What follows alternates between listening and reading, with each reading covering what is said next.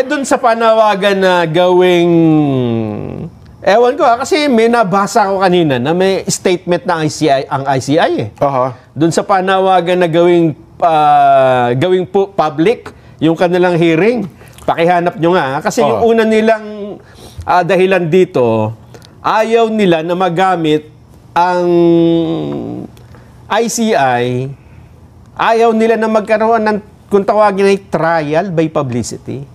Ayun nga, mukhang yun ang paninindigan talaga ni, well, naisa tinig yan ni Executive Director Kate Osaka. Ano ha? At merong bago ngayon, kanina, lumabas. Yun na ba ang latest? Oo. Yung nauna ay noong pa yan eh. Oo, tama. Noong mga unang panawagan na hindi nila ila-livestream. Ang panawagan naman kanina ni Senador Alan Peter Cayetano ay maglagay ng mga... Dalawa yung ano niya rekomendasyon. Una ay magkaroon ng mga media coverage sa loob. Kung saan ginagawa po yun, pagdinig, okay. Na, halimbawa, 5 daw TV, 5 radyo, 5. Okay. At tapos ay, ang isang panawagan niya, may mga representative mula sa iba't ibang sektor na dadalo. Okay. Para wag lang i-live streaming. Tingnan natin, pakinggan natin si Senador Cayetano sa kanyang paliwanag. I believe in the ICI. I believe in the people there individually. But from the start, di ba, nung nagsalita ako sa floor, sinabi ko sa inyo, hindi pa independent yan at kulang pa, whether batas or paano ayusin. If you ask me, lagyan ng isang representative ng Catholic bishops, isa from the born again, isa from Muslims, isa from Iglesia. Pero lagyan nila ng plano. Halimbawa, simulan natin sa ipasubmit sa DPWH, saan ba meron talagang ghost, saan wala. Alin contractor ang definitely walang mabuting ginawa at alin yung iniimbestigahan pa. Pagka moving target tayo sa lahat ng gagawin natin, walang maayos dito. Yung nanggugulo has more than enough money, opportunity, power na guluhin lahat to. Ginagamit yung fear ng tao, yung galit ng tao para lalong magkagulo rather than magkaroon ng order dito. More transparency. So, dun sa sinabi nilang ayaw nila i-live stream, sige, assuming hindi na magbabago isipan nila. So, ibalik natin sa kanila. What form of transparency can you offer that will give us enough information that the journey will be together? Hindi kayo lang. Ano bang downside sa Senator nung sa na-closed door siya? Hindi, kasi kahit sinong nag-iimbestiga ngayon, iniimbestigahan din eh.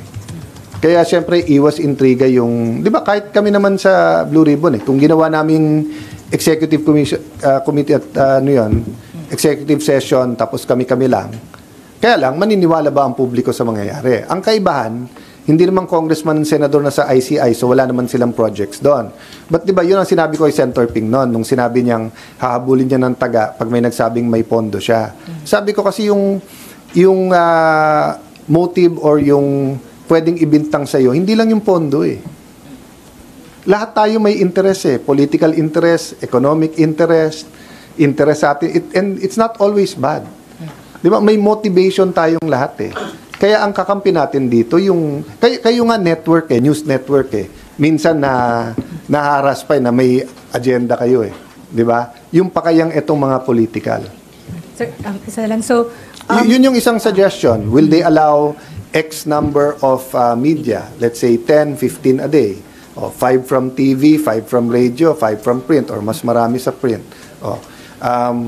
So, for example, the questions they ask, kung ako, I would crowdsource that. Kasi your answers is only as good as your questions. 3 things. 1, sa taong bayan, pray. Sa ICI, dyan, ha? Bakit, di ba sa Amerika may mga ganyan? Dito sa atin, may mga pagdinig ang korte na, so, di ba? Na may representante ang mga media. Di ba, naalala mo? Yung sa hearing yung kaso ni Erap, plunder case sa Sandigan Bayan, open for nagko-cover ako dyan pero hindi mo nailalive ba yun dati? Parang hindi, no? Hindi, mag-a-attend ka lang doon. Kasi maingay kung nandun. Tapos ikukwento lang. Ang pagkakaiba kasi noon, Jen, wala pang live streaming noon. Ayun lang kasi, wala pang social media na ganito nangyayari ngayon, no? Ang sabi kasi ng ICI, nung una, ayaw nilang magkaroon ng trial by publicity. Okay. Hindi, pag-usapan muna natin yan. Iba kasi po yung trial by publicity sa public trial. Ibig tama. sabihin, may trial na hindi ipinupubliko. Oo. Pero pwedeng, yung hearing ay pwedeng, ngayon nga, pwedeng i-live stream. Oo. Ang isa kong example niyan, yung ginagawa ng Supreme Court na oral argument. Dati ito hindi... Hindi naka-live yan, Hindi ito naka-live. Ngayon, may Ngayon, tanungan live na, streaming na ito, napapakinggan na, Yes. napapanood. Pati nga yung JBC dati, di ba? Parang may pagkakataon, nila-live na rin nila Dapat nga yung pagtatanong JBC. nila sa yung interview, Oo. dapat may nag-appeal na dapat ni-live yan eh. Oo. Live streaming. Sa social media, no? Ano ba ang panganib kung Hmm. hindi naka-public ang ICI investigation? Okay. Una-una, hindi naman sila korte dyan. Oho. So, pwede nilang i-live talaga yan. Oo. Pagka po kasi ang idinahilan nyo ay trial by publicity, kaya ayaw nyo ng live streaming, lalong magkakaroon ng trial by publicity kapag hindi alam ng publiko kung anong nangyayari. Kasi kanya-kanyang naglalaro sa isipan nila eh. Kasi Tama ka. kung tawagin, magkakaroon ho kasi ng parang information vacuum. Walang lumalabas na impormasyon. Oho. Kaya ang mangyayari dyan, speculation ho ng public. At hindi din naman siya nag-briefing after the hearing. Wala naman, no? May mga kaunti, kaya lang hindi mo nga makukuha lahat, di ba? Oo. Ang naglalabas lang sila ng mga release. Oo. Halimbawa ito, ICI nagrekomenda ng mga kasong kriminal laban kay Ko at 17 iba pa. Oo. Di ang mga tao ngayon magtataka. Ano mga pinagbatayan ng kasong ito? Oo nga. Hindi pa naman pinapatawag si Congressman Saldico Yes, nila. hindi pa naman nakakausap, di ba? Ba't kakasuhan ka agad? Ito ba ay kasong matibay o ito ay kasong ipapail mo lang para lang masabi makasuhan. at deliberately para ma-dismiss balang araw, Oo di nga, ba? oo. Kasi hindi natin nakita kung paano naluto, di ba? Oo, at Paano ginawa? At hindi talaga naman, wala pang pagkakataon na naipatawag si Congressman Saldico dyan sa ICI na yan. Pati nga yung SunWest na corporation ang binabanggit dito eh. Tama. Ang alam kong pinapatawag lang yung mga diskaya, Yan. yung engineers, Oho. yung mga senador. Pero itong SunWest, Dahil ba sa statement lang ng mga tinawag nila, yun ang magiging batayan? ayun ang magiging problema Hindi natin. hearsay yan pag nagkataon, At di ba?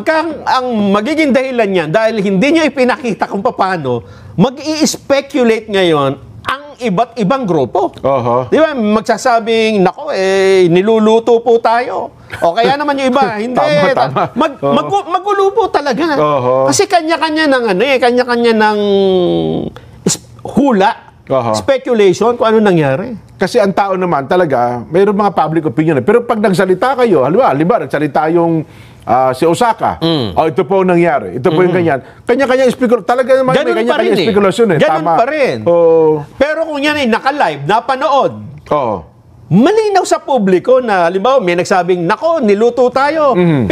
Pwedeng sabihin nung ibang nakapanood talaga, ayun din, napanood namin yan eh. Lalo ngayon, mga legal luminaries, Ayun nanonood nga, din, mga abogado. napanood namin, tama naman yung ICI dyan. Oho. Kasi ganito ang nangyari. May mga magpapaliwanag, hindi lang ICI, may tutulong sa inyo. Yan. Pero kung kailangan magpapaliwanag, hindi nyo kakayanin ang tawagin natin dito, avalanche of opinion. Totoo. Na sa dami nito, guguho po yung investigation ninyo. Magkukulapso yan. Magko-collapse. Oho.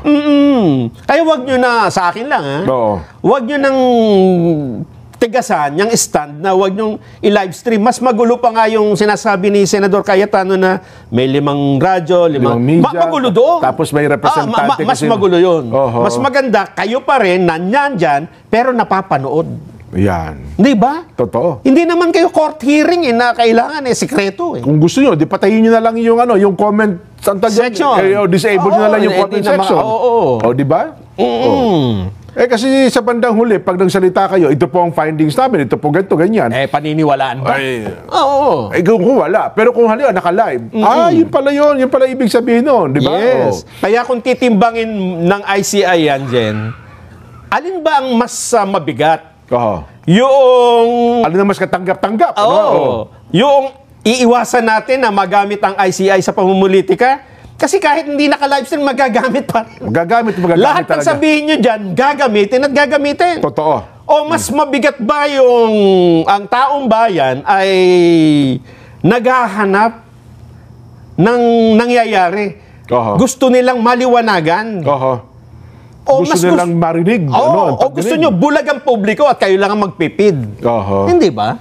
Parang mas mabigat ho yung interest ng public dito. Kasi ito, hindi naman ito simpleng kaso. Hindi po ito pribadong issue.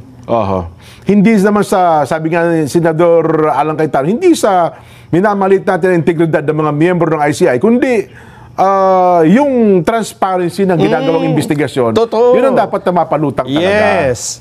At alam mo ba na ito ay sinang-ayunan din ng Malacanang? Na dapat isa publiko. Isa publiko. Yun ang sinasabi ko. Meron ba tayo niyan? Ang sabi ng Pangulo, ano reaksyon ng Malacanang? Sang-ayon kami dyan sa stand na dapat ay open sa public ang investigation. Pakinggan ho natin. Nandyan ba? O yung si Hosaka muna. Si Hosaka? Yung kanyang stand ngayon na mananatili daw closed door. Right. Sige. Pakinggan natin. Hosaka. Right now, the policy stays. But as long as we keep on informing the public as much as possible with regard to information that would not trample upon the individual rights of others.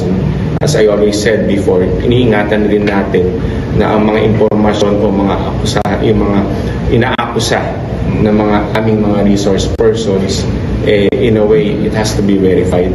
Mahirap po kasi na pakikinggan natin na lang ang statement ng isang tao, especially without even checking their background or their character. So tinitignan rin po yan.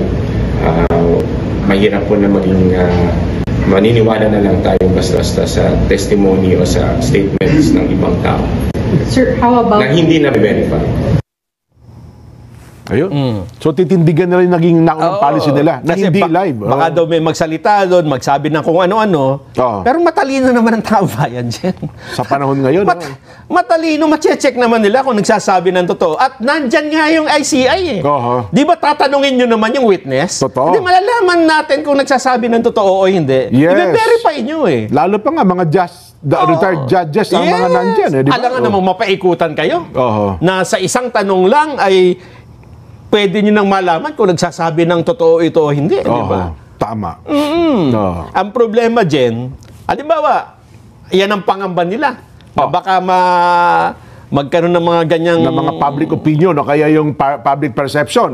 Kapag ka po ba, tanong ko sa inyo, Mr. Hosaka, hindi nyo ipinakita ang live stream, mapipigilan nyo ba na magbuo ng mga kung ano-anong public opinion? Hindi ba mas mapanganib yun? Mas mapanganib. Kasi wala silang mapagbabatayang tama di ba? Lalo pa nga ngayon, ang daming mga gumagawa ng operation sa social media. Ayan, marami. Akala mo nga, totoong-totoo, yung pala pag na-check mo, wala naman iba pala. Hindi pala yun ang ibig sabihin. Halimbawa, may naglabas ng ganong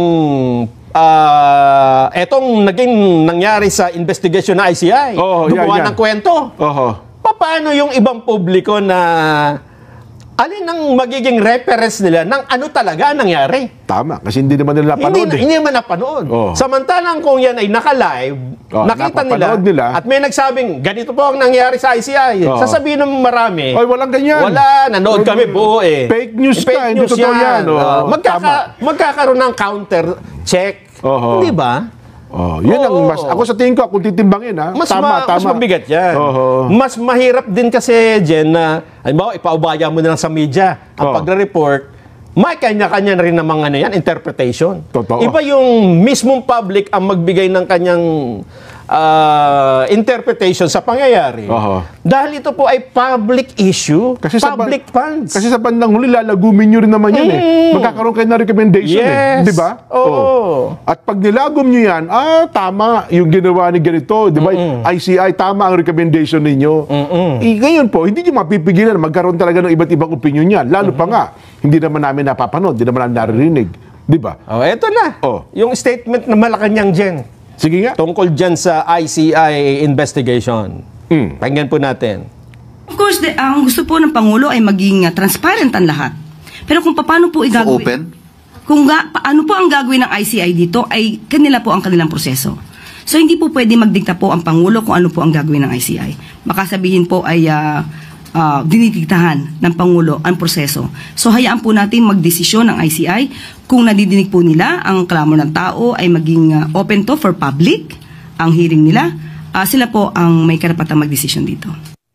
Ayun. Pero kung didiktahan ng Pangulo, hindi naman sa desisyon no? Hindi naman may kinalaman doon sa ano, kundi ang sasabihin lang ng Pangulo, dikta per se, dikta na, hindi, pinakamabuti, live nyo na po. Eto lang dyan. Diba? Sino bang nagsabi na magkaroon ng ICI? Ang Pangulo. Para nga mabuo niya kasi gusto na niyang... Sino namimili? Ang Pangulo din po, ang Pangulo. Sino nang mili kung saan sila mag-opisina? Ang Pangulo din po, ang Pangulo. Pwede live stream natin. Hindi ba pwede At saka yun din ang sila din bumuo ng mga di ba, yung pulisiya. Nung ano. Hindi naman po gagawin ng Pangulo. Ito gawin, ito ang, dito kayo pumalay, ganito. Hindi, ang gagawin lang po, dikta per se, sabi ko nga, dikta in a way na, i-live na po natin yun ang clamor ng public. Ayun nga. Di ba? Gusto nyo pa ba? Oo. Baka ito gusto nyo.